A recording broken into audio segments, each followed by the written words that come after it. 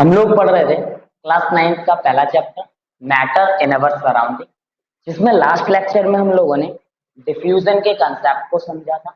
उसके कुछ एग्जांपल्स देखे थे, गैसेस में डिफ्यूजन कैसे होता है, लिक्विड में कैसे होता है, या सॉलिड में जो रेयर टाइप ऑफ डिफ्यूजन है वहां पर भी एक एग्जांपल की हेल्प से हमने उसे समझ लिया।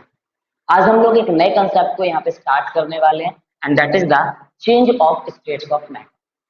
जो हमारी तीन फिजिकल स्टेट्स थी मैटर की, सॉलिड, लिक्विड एंड गैस, उन स्टेट्स को आप कैसे एक दूसरे में इंटरचेंज कर सकते हैं, कैसे सॉलिड को लिक्विड में, लिक्विड को गैस में, या गैस को लिक्विड में और लिक्विड को सॉलिड में किस तरीके से कन्वर्ट करेंगे, वो सारी की सारी चीजें यहाँ पर डिस्कस करेंगे।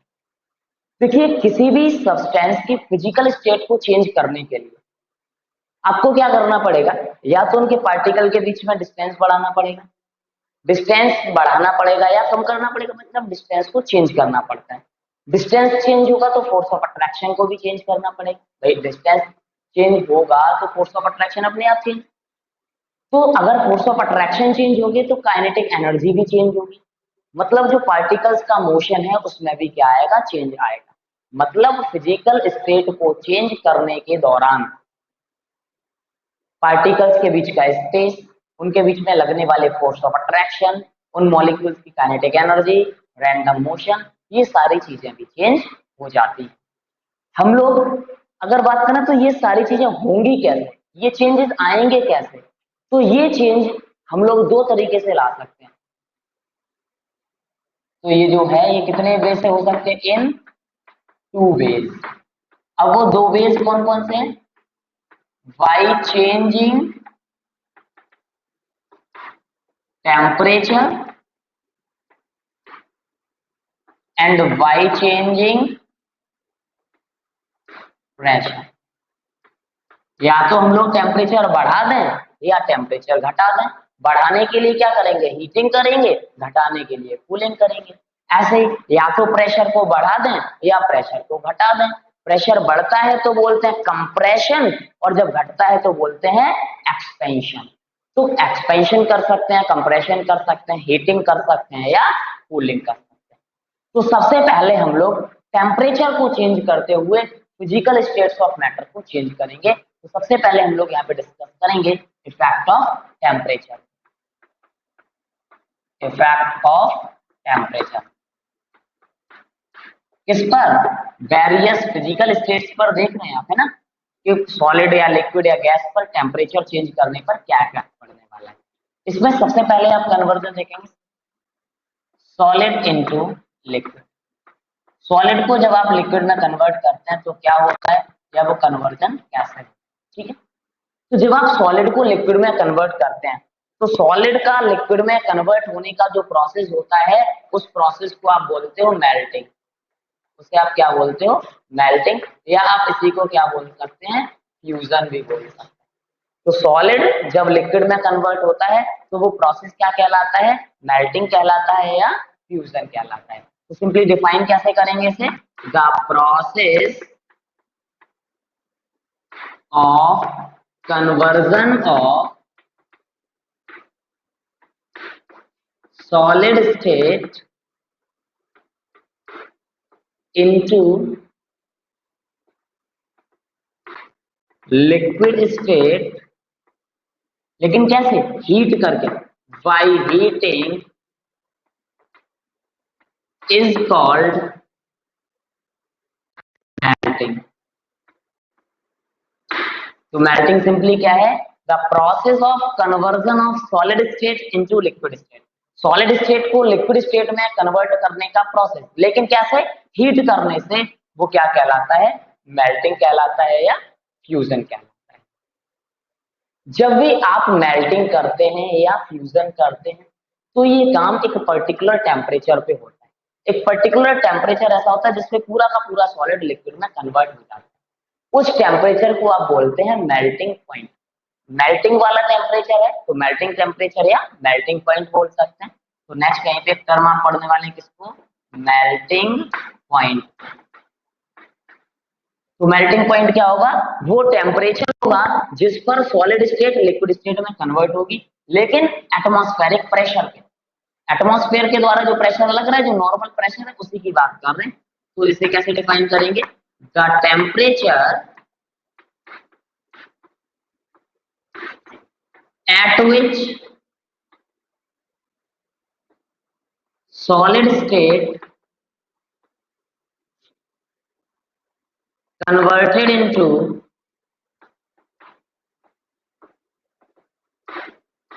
liquid state at atmospheric pressure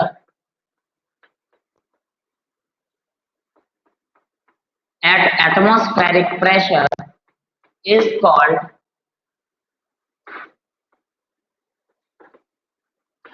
melting point। तो मेल्टिंग पॉइंट वो टेम्परेचर होता है जिस टेम्परेचर पर आप सॉलिड स्टेट को लिक्विड स्टेट में कन्वर्ट करते हैं, लेकिन कब? एक एटमॉस्फेरिक प्रेशर, मतलब कोई आप एक्सटर्नली प्रेशर अप्लाई नहीं कर रहे, जो एटमॉस्फेयर में पार्टिकल्स के द्वारा, गैसेस के द्वारा या एटमॉस्फेयर के द्वारा जो प्रेशर लग रहा है वो 1 atm होता है, उतना ही प्रेशर यहाँ पर अप्लाई हो रहा है। ठीक है, यहाँ पे आप याद रखेंगे जो आइस होती है, एग्जाम्पल आइस का मेल्टिंग पॉइंट होता है 0 degree Celsius. Just like that आप बात कर सकते हैं आयरन की, आयरन का मेल्टिंग पॉइंट होता है 1535 डिग्री सेल्सियस। देखो सॉलिड तो आइस भी था, सॉलिड आयरन भी है, तो फिर इनके मेल्टिंग पॉइंट में ये डिफरेंस क्या बताते हैं? तो बड़ा अच्छा सा कंसेप्ट है, बहुत अच्छे से इसे समझ लीजिए। जो मैग्नीट्यूड ऑफ मेल्टिंग पॉइंट है, मेल्टिंग पॉइंट की जो वैल्यू है वो डायरेक्टली आपको बताती है कि उसके पार्टिकल के बीच में लगने वाला फोर्स ऑफ अट्रैक्शन क्या है। हम लोग क्या बोलेंगे?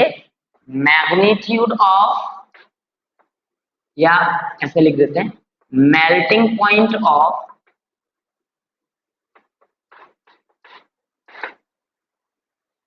any substance tells about the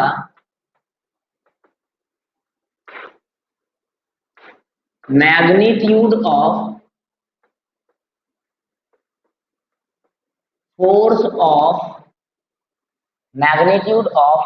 of attraction between the particles। मैं इसको थोड़ा सा एक्सप्लेन करता हूं, पर जरा समझिए। मैंने बोला melting point of any substance tells about the magnitude of force of attraction between the particle. Particles के बीच में लगने वाले फोर्स ऑफ अट्रैक्शन का मैग्नीट्यूड क्या है, इस बारे में बताने का काम कौन करता है? Melting point. किसमें? सॉलिड के अंदर। अगर किसी सॉलिड सब्सटेंस का मेल्टिंग पॉइंट ज्यादा है तो इसका मतलब उस सब्सटेंस के पार्टिकल के बीच में लगने वाले फोर्स ऑफ अट्रैक्शन क्या होंगे? ज्यादा होंगे। इट मीन्स हम लोग बोल सकते हैं melting point of any substance is a measure of force of attraction between the particle। हम लोग क्या बोल सकते हैं? melting point of any substance is the measure of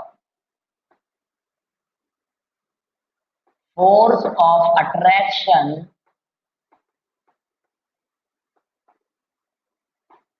between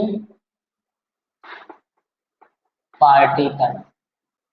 जो भी उस सब्सटेंस के पार्टिकल्स हैं, उन पार्टिकल्स के बीच में लगने वाले फोर्स ऑफ अट्रैक्शन के बारे में जो हमें बताएगा वो कौन होगा? Melting point. देखो सिंपल सी बात, अगर किसी भी सब्सटेंस के पार्टिकल के बीच में लगने वाले फोर्स ऑफ अट्रैक्शन बहुत ज्यादा है, तो उन फोर्स ऑफ अट्रैक्शन को ब्रेक करने के लिए हमें लार्ज अमाउंट ऑफ हीट देनी पड़ेगी। तो जितनी ज्यादा हीट देंगे उतना ही ज्यादा टेम्परेचर मतलब प्रोवाइड कर रहे हैं, इसका मतलब उसका मेल्टिंग पॉइंट भी उतना ही ज्यादा हो जाएगा। इसका मतलब जो मेल्टिंग पॉइंट है किसी भी सब्सटेंस का, मेल्टिंग पॉइंट वो डायरेक्टली प्रोपोर्शनेट होता है फोर्स ऑफ अट्रैक्शन के।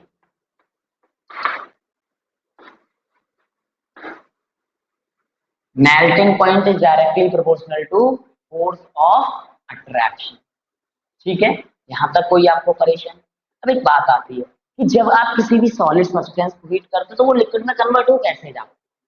तो जब आप किसी सॉलिड सब्सटेंस को हीट करेंगे तो हीट करने पर देखो, पहले जब सॉलिड था तो पार्टिकल्स एक दूसरे के बहुत क्लोज थे, और बहुत क्लोज होने की वजह से, फोर्स ऑफ अट्रैक्शन ज्यादा होने की वजह से उनका मूवमेंट नहीं होता था, वो सिर्फ वाइब्रेट करते थे। लेकिन उनको जैसे ही आप एनर्जी सप्लाई करेंगे, हीटअप करेंगे, तो वो पार्टिकल्स ज्यादा एनर्जी के साथ वाइब्रेट करेंगे, और ज्यादा एनर्जी के साथ वाइब्रेट करने की वजह से कुछ समय के बाद क्या होगा, जब उनको मेल्टिंग पॉइंट के बराबर का टेम्परेचर मिल जाएगा, तो उस टेम्परेचर को गेन करते ही उनके पार्टिकल्स के पास जो काइनेटिक एनर्जी थी वो इतनी ज्यादा सफिशियंट हो जाती है कि उस पार्टिकल के बीच में लगने वाले फोर्स ऑफ अट्रैक्शन को ओवरकम करने में, खत्म करने में काफी होती है। और वो उस पार्टिकल के बीच में लगने वाले फोर्स ऑफ अट्रैक्शन को ओवरकम करने की वजह से पार्टिकल्स क्या करने लगेंगे, तेजी से मूव करने लगेंगे, और उनका मूवमेंट स्टार्ट हो जाएगा, जिसकी वजह से आपका वो सॉलिड लिक्विड में कन्वर्ट हो जाएगा। वापस से समझिए मैं क्या, मैंने बोला है जैसे ही आप किसी सॉलिड को हीट करते, हीटअप करने पर उसके जो पार्टिकल्स थे वो और तेजी से वाइब्रेट करेंगे, विग्रस वाइब्रेशन होंगे बहुत तेजी से। जैसे जैसे अब टैप का टेम्परेचर बढ़ता जाएगा वो वाइब्रेशन और तेज होते जाएंगे। मेल्टिंग पॉइंट जैसे ही अचीव होगा तो उस समय वो वाइब्रेशन इतने ज्यादा तेज हो जाते हैं, उन पार्टिकल की काइनेटिक एनर्जी इतनी ज्यादा हो जाती है कि वो पार्टिकल के बीच में लगने वाले फोर्स ऑफ अट्रैक्शन को ब्रेक कर देते हैं, तोड़ देते हैं, और जिसके रिजल्टेंट वो स्टार्ट हो जाते हैं लिक्विड में कन्वर्ट होना, और आपका जो सॉलिड है वो किसमें कन्वर्ट हो जाता है, लिक्विड। इस तरीके से कोई भी सॉलिड लिक्विड में कन्वर्ट होगा। तो हीट करने से वाइब्रेशन बढ़े, वाइब्रेशन बढ़ने की वजह से काइनेटिक एनर्जी इतनी ज्यादा हो गई कि उसने उन फोर्स ऑफ अट्रैक्शन को ब्रेक कर दिया। ठीक है, चलिए अब हम लोग सेकंड पे चलते हैं, that is the solid into liquid को आपने भी पढ़ा था, अब हम लोग पढ़ेंगे लिक्विड इनटू गैस। अब हम लोग बात करेंगे लिक्विड इनटू गैस। देखो, जैसे जब सॉलिड लिक्विड में कन्वर्ट होता था तो उसे क्या बोलते थे आप, मेल्टिंग बोलते थे या फ्यूजन बोलते थे। उसी तरीके से जब एक लिक्विड गैस में कन्वर्ट होता है तो उस प्रोसेस को आप बोलते हैं बॉयलिंग। क्या बोलते हैं, बॉयलिंग, या इसी को आप बोलते हैं वेपोराइजेशन। या तो बॉयलिंग बोल सकते हैं या वेपोराइजेशन बोल सकते हैं। सिंपली इसमें क्या होगा, एक लिक्विड गैस में कन्वर्ट होने लगेगा जब आप उस लिक्विड को हीटअप करें। तो ऐसा प्रोसेस, जिस प्रोसेस के दौरान एक लिक्विड गैसियस स्टेट में कन्वर्ट होने लगता है, क्या करने पर, उसे हीट करने पर, तो उसे आप क्या बोलने लगते हो, बॉइलिंग या वेपोराइजेशन बोलने लगते हो। तो डेफिनेशन क्या हो जाएगी यहाँ पे, the process of conversion of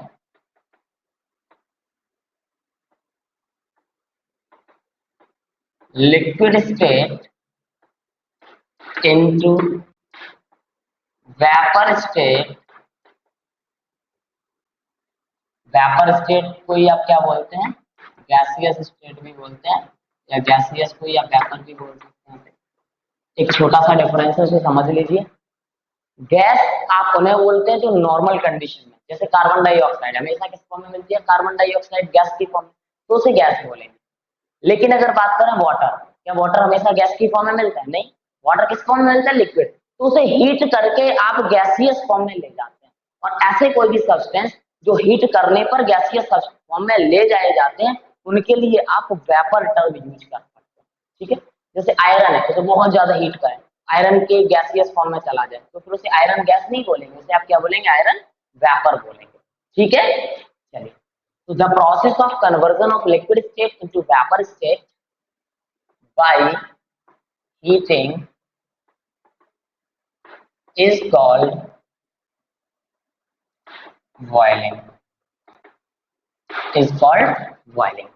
तो सिंपली ऐसा प्रोसेस, जिस प्रोसेस से आप किसी लिक्विड को वेपर में या गैस में कन्वर्ट करते हैं, उसे आप क्या बोलने लगते हो, बॉइलिंग बोलने लगते हो। अगेन, जिस तरीके से मेल्टिंग के लिए जो टेम्परेचर एक फिक्स चाहिए होता था, जिसे मेल्टिंग पॉइंट बोलते थे, उसी तरीके से किसी भी चीज को बॉयल करने के लिए भी एक फिक्स टेम्परेचर चाहिए होता है and that fix temperature is known as the boiling point. वो फिक्स टेम्परेचर यहाँ पर क्या कहलाता है, बॉइलिंग पॉइंट कहलाता है। तो बॉइलिंग पॉइंट क्या है, एक ऐसा टेम्परेचर है जिस पर वो लिक्विड किस में कन्वर्ट हो जाएगा, गैस में। तो क्या डेफिनेशन लिखेंगे, the temperature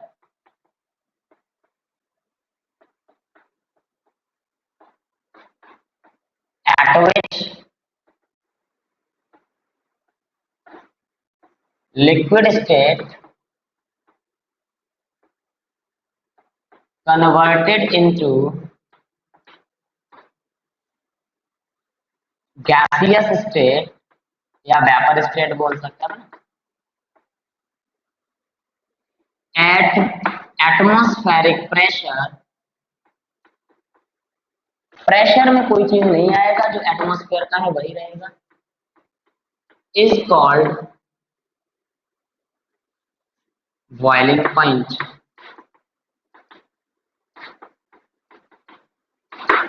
is called boiling point. Boiling point में भी आपको याद रखना है, वाटर का बॉइलिंग पॉइंट कितना होता है, 100 डिग्री सेल्सियस। एल्कोहल का बॉइलिंग पॉइंट कितना होता है, 78 डिग्री सेल्सियस। अगेन, जैसे मेल्टिंग पॉइंट सॉलिड के पार्टिकल्स के बीच में फोर्स ऑफ अट्रैक्शन के बारे में बताते हैं, उसी तरीके से बॉइलिंग पॉइंट आपको लिक्विड के पार्टिकल्स के बीच में लगने वाले फोर्स ऑफ अट्रैक्शन के बारे में बताते हैं। अगर बॉइलिंग पॉइंट ज्यादा होगा तो फोर्स ऑफ अट्रैक्शन भी ज्यादा होंगे। मतलब हम लोग बोल सकते हैं boiling point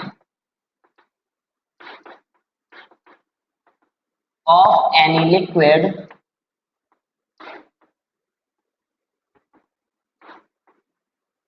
tells us about the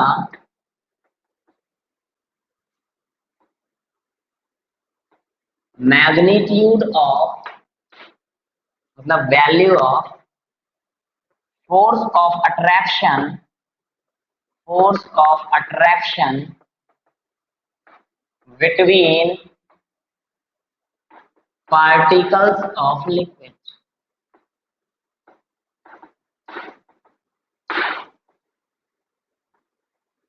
between particles of liquid।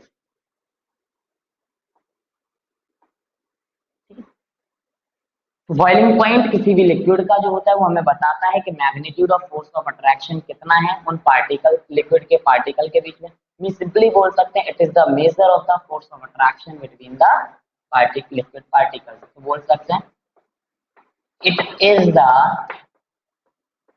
Major, हम लोग क्या बोलेंगे, it is the measure of any substance, measure of force of attraction between particles of any substance। It is the measure of force of attraction between the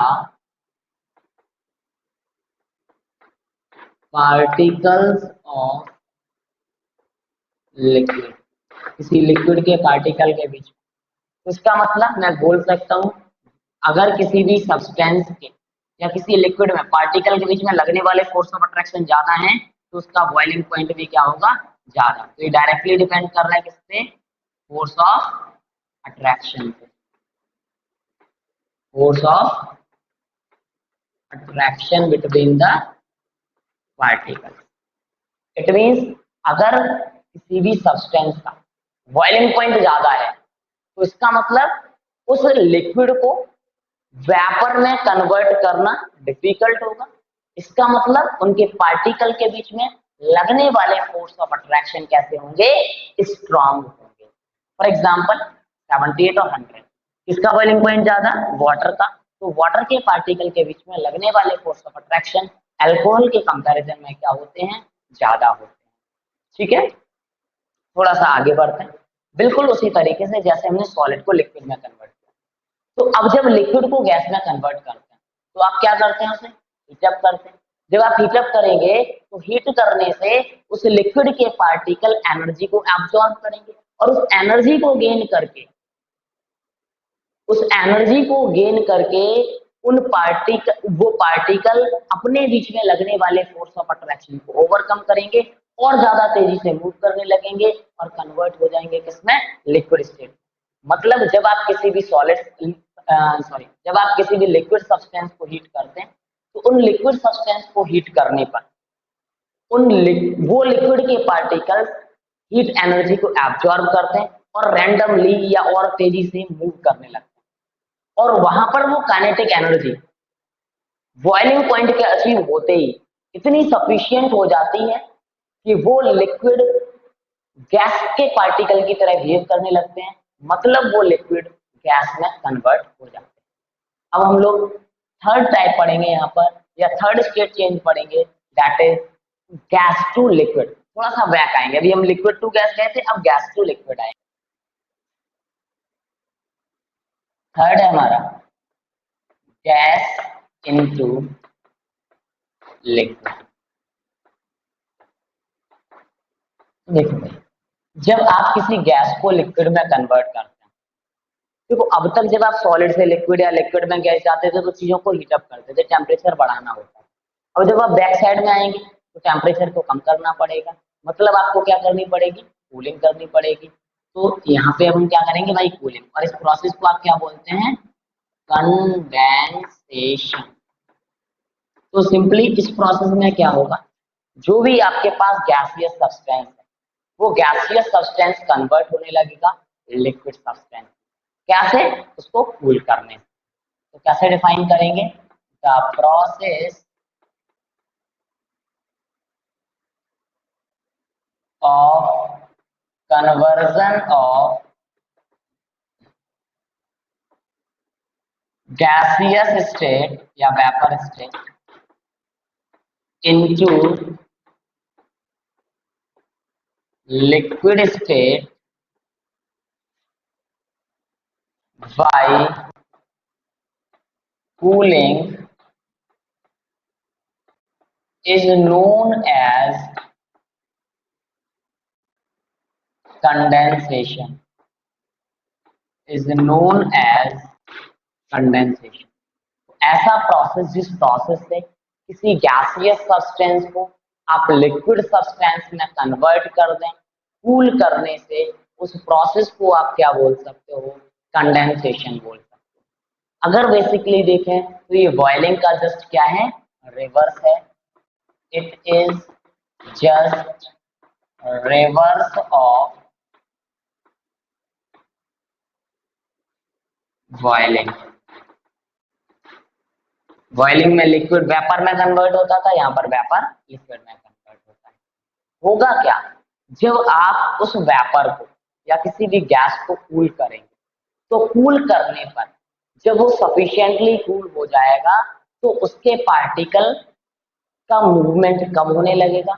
उन movement कम होने की वजह से वो पार्टिकल एक दूसरे के क्लोज आने लगेंगे, फोर्स ऑफ अट्रैक्शन बढ़ने लगेगा और वो आपका जो गैसियस सब्सटेंस है वो किसमें कन्वर्ट हो जाएगा, लिक्विड सब्सटेंस में कन्वर्ट हो जाएगा। इसी तरीके से हम लोग फोर्थ पार्ट यहाँ पर पढ़ते हैं, लिक्विड इनटू सॉलिड। जब आप लिक्विड को सॉलिड में कन्वर्ट करते हैं तो उस प्रोसेस को आप बोलते हो फ्रीजिंग। फ्रीज करना, जम जाना। तो जब आप किसी भी लिक्विड को सॉलिड में कन्वर्ट करते हैं तो कैसे करेंगे, कूल करके। तो आप उसे इतना सफिशिएंटली कूल कर दें कि वो लिक्विड सॉलिड में कन्वर्ट हो जाए, लेकिन प्रेशर में कोई चेंज नहीं आएगा, एटमॉस्फेरिक कंडीशन में जो प्रेशर है वही रहेगा। ऐसी सिचुएशन में जो प्रोसेस होता है वो क्या कहलाता है, फ्रीजिंग कहलाता है। तो डिफाइन कैसे करेंगे, the process of conversion of liquid state into solid state by cooling is known as, is called freezing, is called freezing। ऐसा प्रोसेस जिस प्रोसेस में एक लिक्विड किस में कन्वर्ट हो रहा हो, सॉलिड में। कैसे, कूल करने पर तो उसे आप क्या बोलने लगते हो, फ्रीजिंग बोलने लगते हो। जैसे ही हम लोग फ्रीजिंग की बात करते हैं तो फ्रीजिंग का प्रोसेस भी एक पर्टिकुलर टेम्परेचर पे होता है। कंडेंसेशन में बॉइलिंग पॉइंट से नीचे आना होता था, लेकिन यहाँ पर फ्रीजिंग जो है एक पर्टिकुलर टेम्परेचर पे होगा और उस टेम्परेचर को आप बोलते हैं फ्रीजिंग पॉइंट या फ्रीजिंग टेम्परेचर। तो कैसे डिफाइन करेंगे, ऐसा टेम्परेचर जिस पर कोई भी लिक्विड सॉलिड में कन्वर्ट हो जाए, तो the temperature at which liquid substance या liquid state converted into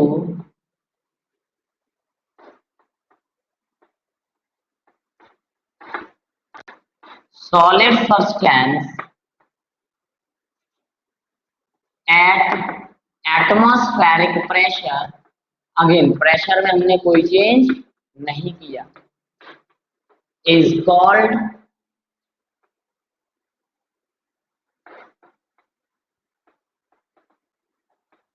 freezing point। For example water का फ्रीजिंग पॉइंट कितना होता है, याद रखेंगे आप, 0 डिग्री सेल्सियस। सर ये तो उसका मेल्टिंग पॉइंट होता है।